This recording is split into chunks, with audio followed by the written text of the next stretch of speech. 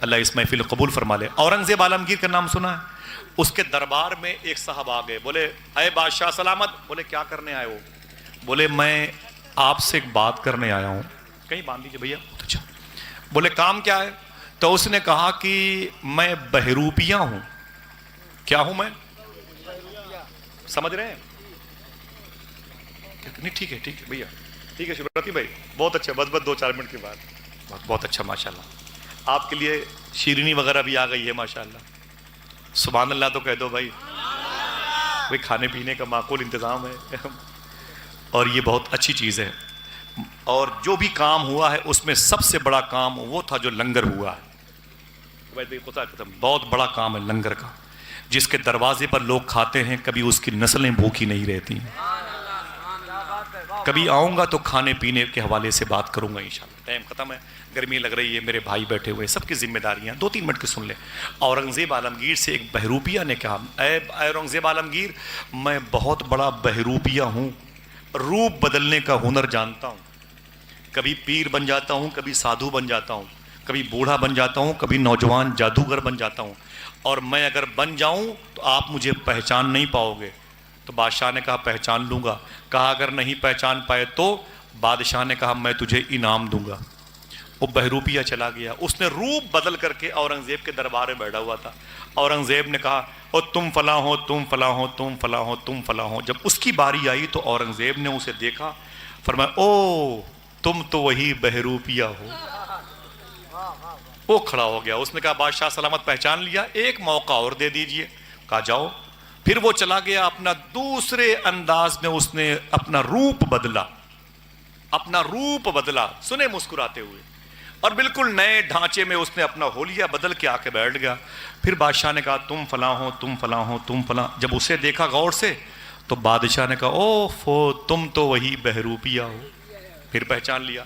تو اب اس کے بعد اس نے کہا حضور ہاتھ جوڑتا ہوں, میری قسمت میں شاید انعام نہیں ہے, لیکن ایک موقع مجھے لاسٹ چانس اور دے دیں. اگر آپ کے ہاں میں اب کی آیا اور آپ مجھے نہیں پہچان پائے تو خزانے سے مجھے پیسہ دیجیے گا ڈھیر, اور پہچان لیں گے تو پھر میں کبھی نہیں آؤں گا. بولے جاؤ. اپنے استاذ کے پاس چلا گیا. اس نے کہا مجھے ایسے روپ میں ڈھال دو کہ بادشاہ نہ پہچان پائے. اس نے کہا بیٹا میں تجھے ایسے بنا دوں گا کہ تم خود اپنے آپ کو نہیں پہچان پاؤ. 2-3 مہینے کی محنت کے بعد اس نے اپنے اس شاگرد کو, چیلے کو ایسا بنا سجا کے تبدیل کر دیا, اس نے شیشے میں, آئینے میں اپنے آپ کو نہ پہچان پایا. اور جب بادشاہ اورنگزیب کے دربار میں آیا نا تو اورنگزیب نے اسے پھر پہچان لیا. جب پہچان لیا تو اس کی دال گلی نہیں, وہ نکل کے آ گیا. بولے حضور معافی چاہتا ہوں, جانے دیجئے, میری قسمت میں آپ کے خزانے کی رقم نہیں تھی, مجھے جانے دیجئے. یہ کہہ کے وہ بہروپیہ جوکر وہاں سے چلا آیا. بات ہی ختم ہو گئی. کچھ دنوں کے بعد حیدرآباد شہر کے قریب میں سرکار یوسفین کی مدار شریف ہے, قریب میں ایئرپورٹ ہے, اور قریب میں سرکار شیخ شہاب الدین عمر شاہ سہروردی کے خلیفہ شیخ شرف ابدال پہاڑی والے بابا لیٹے ہوئے ہیں. وہیں پر ایک گولکنڈہ کا قلعہ ہے حیدرآباد میں. گولکنڈہ کا قلعہ بڑا مشہور قلعہ ہے. اس قلعے پر اورنگزیب نے اٹیک کیا اور اس کی فوج جنگ جیت نہ پائی, تو خود اورنگزیب کو دلی سے حیدرآباد جانا پڑا. اور جب دلی سے حیدرآباد اورنگزیب عالمگیر پہنچا تو اس نے بھی اس پر حملہ کیا لیکن جیت نہ پایا. تو کسی نے کہا اے اورنگزیب. کہا کیا؟ کہا کہ تم اس پہاڑی پر دیکھ رہے ہو ایک اوپر گفا ہے. بولے ہاں ایک گفا ہے, ایک کمرہ ہے. بولے اس کمرے میں ایک اللہ کا ولی رہتا ہے جو ہر وقت تسبیح لے کے اللہ اللہ اللہ کرتا رہتا ہے. تم اس قلعے پر اتنے دنوں سے حملہ کر رہے ہو, کروا رہے ہو, جیت نہیں پا رہے ہو. سنو, جب تک اس پہاڑی پہ رہنے والا شامان بھائی, جب تک وہ درویش دعا نہیں کرے گا تم جنگ جیت نہیں سکتے. اس علاقے میں اسی کی چلے گی, یہ سرکل اسی کا ہے, یہ کیمپس اسی کا, یہ بیلٹ اسی اللہ والے کا ہے. جب تک وہ دعا نہیں کرے گا تمہاری جیت نہیں ہوگی, تمہارا جھنڈا نہیں لگے گا. اورنگزیب عالمگیر نے کہا چلو اس بزرگ سے ملتے. وہ دوڑ کر کے چلتے ہوئے گئے پہاڑی پر, گفا میں جا کے دیکھا تو کچھ ٹوٹے پھوٹے سامان پڑے تھے، برتن وغیرہ، اور کچھ بستر پڑے تھے پھٹے پرانے. ایک درویش، مونچھ، بڑی بڑی داڑھی، بڑی بڑی زلفیں اور پھٹے پرانے لباس میں ایک تسبیح لے کے اللہ اللہ اللہ. اورنگزیب عالمگیر نے اسے سلام کیا، اس نے سلام کا جواب دیا. سلام کا جواب دینے کے بعد اورنگزیب عالمگیر نے کہا کہ حضور میں آپ کے ہاتھوں کو چومنا چاہتا ہوں. تو آگے بڑھ کے اس کا ہاتھ چوما، کہا حضور دعا کر دیں اس قلعے پر اسلامی جھنڈا لہرا جائے. اس بزرگ نے اپنے ہاتھوں کو اٹھا کے آمین کہا جاؤ اللہ کامیاب کرے گا. اورنگزیب نکل کے آئے، قلعے پر حملہ کیا اور جنگ جیت گئے. قلعے پر اسلامی جھنڈا لہرا گیا. اسلامی جھنڈا لہرایا تو آپ نے کمانڈر ان چیف کو، سی او کو، کوتوال کو، ایس ڈی ایم کو، ڈی ایم کو، آئی جی کو، ڈی آئی جی کو، آئی ایس کو، آئی پی ایس کو، سب کو سیٹ کر دیا. وہاں جو سسٹم ہوتا ہے سب کو نیوکت کر دیا. اور نیوکت کرنے کے بعد کہا میں دلی جا رہا ہوں، میں دلی جا رہا ہوں. تو کسی نے کہا اے بادشاہ سلامت، ارے جس اللہ کے ولی کی دعا سے جنگ جیتے ہو اس کا شکریہ تو ادا کر لو، اس کا شکر تو ادا کر لو، ذرا سا جا کر کے اس سے مل تو لو، اس کی دعا سے جنگ جیتی. فرمایا تم نے صحیح کہا. اورنگزیب نے فروٹ لیے، میوہ لیے، بہت سارے ساز و سامان لے کے، پیسے لے کے اس درویش کے پاس پھر اوپر اس کی گفا میں گئے. وہ تسبیح لے کے کیا کر رہا تھا؟ ماشاءاللہ اللہ اللہ. آپ نے جا کے سلام کیا. اس درویش نے وعلیکم السلام ورحمۃ اللہ کہہ کے خیریت پوچھی. تو بادشاہ نے کہا حضور آپ کی دعا سے جنگ جیت گیا ہوں، بہت بہت شکریہ آپ کا. یہ تحفے تحائف میں آپ کے سامنے لے کے آیا ہوں، آپ اسے قبول فرما لیں. اب تک میں بول رہا تھا آپ خاموش تھے، اب آپ بولیے گا میں خاموش رہوں گا. جیسے اتنے گفٹ کے پیک اورنگزیب عالمگیر نے اس درویش کو دیے، درویش نے کہا اے اورنگزیب عالمگیر. فرمایا جی حضور بتائیں. تو اس فقیر نے کہا آپ مجھے پہچانتے ہیں؟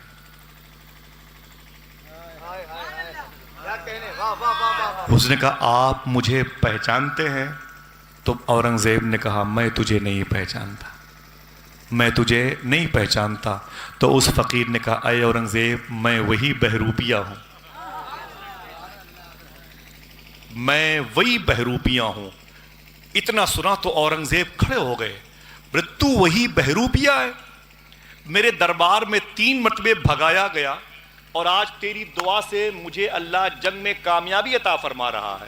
یہ بتا یہ پانسا کیسے پلٹا، یہ پانسا کیسے پلٹا؟ تو اس نے کہا کہ اے بادشاہ میں نے بڑی محنت کر کے روپ بدلنے کی ٹیکنک سیکھی تھی، یہ ہنر سیکھا تھا، لیکن ہنر میرا کام نہ آیا، کسی کام نہ آیا. میں واپس آ گیا دلی. میں نے سوچا کہ بادشاہ کو بہکا نہ پایا، اب بادشاہ کی پبلک کو، رعایا کو، لوگوں کو بہکاؤں تو کہاں جاؤں؟ قریب میں رہتا دلی، ہاپوڑ، غازی آباد، نوئیڈا میں تو آپ کبھی نہ کبھی جان جاتے مجھے. میں آ گیا حیدرآباد، اس پہاڑی پر آ گیا. میری نیت یہ تھی میں ٹیڑھی میڑھی لاٹھی خرید لوں، بڑے بڑے بال رکھ لوں، موٹی تسبیح رکھ لوں اور پھٹے پرانے کپڑے رکھ لوں اور لال پیلے میرے رومال ہوں، اور پھر میں بیٹھ کر کے اسی پہاڑی کی گفا پہ اللہ اللہ اللہ کروں گا. بھیڑ بکری چرانے والے میرے پاس آئیں گے، وہ سمجھیں گے بابا بہت پہنچے ہوئے ہیں، جو کھانا وہ لے کے آئیں گے مجھے کھلائیں گے. دعا کے لیے کہیں گے، دعا کرتا رہوں گا. اندھی کبھی لگ گئی، قبول بھی ہو گئی تو پھر وہ مجھے اپنے گھر لے کے جائیں گے، پھر مجھے میرے مرید ہو جائیں گے، پھر ہٹو بچوں کے نعرے لگیں گے، میری جے جے کار ہوگی، پورا علاقہ میری مٹھی میں ہوگا، میں ٹھاٹ سے بیٹھ کے کھاؤں گا. اورنگزیب عالمگیر نے کہا پھر کیا ہوا؟ اب جواب سنیے آپ ایک ہی جملے میں اور کوئی خاموش نہ رہے. کہا پھر کیسے پانسا پلٹا؟ وہ کہتا اے اورنگزیب بس میں کیا بتاؤں، میں اس گفے میں آ گیا، اللہ اللہ کرنے لگا. کیا بتاؤں؟ نقل کرتے کرتے مجھ پر اصل غالب آ گیا. ہائے ہائے ہائے ہائے، نقل کرتے کرتے. ذرا ہاتھوں کو اٹھا کے جواب دیجئے ماشاءاللہ. سبحان اللہ. جزاک. کیا کہا؟ نقل کرتے کرتے مجھ پر اصل غالب آ گیا. اصل غالب آ گیا. سن اب میں اس پائیدان پر آ گیا ہوں. یہ جو تو نے مجھے سامنے چاندی سکے کے پیسے لے کے آئے ہیں, اگر ٹھوکر مار دوں تو پہاڑ کے سارے پتھر سونے کے ہو جائیں.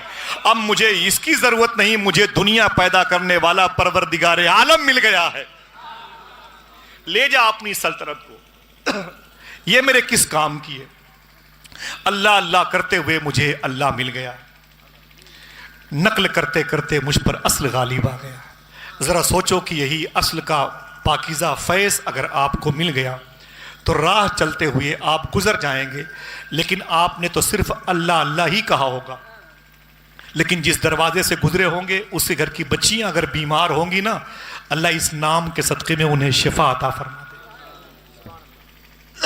سمجھ رہے ہیں کیا کہتا ہے قرآن؟ الا بذکر اللہ, خبردار اللہ کے ذکر ہی میں تطمئن القلوب, تمہارے دلوں کو سکون ملنے والا, تمہارے دلوں کو سکون ملے گا, ہارٹ کو سکون انشاءاللہ.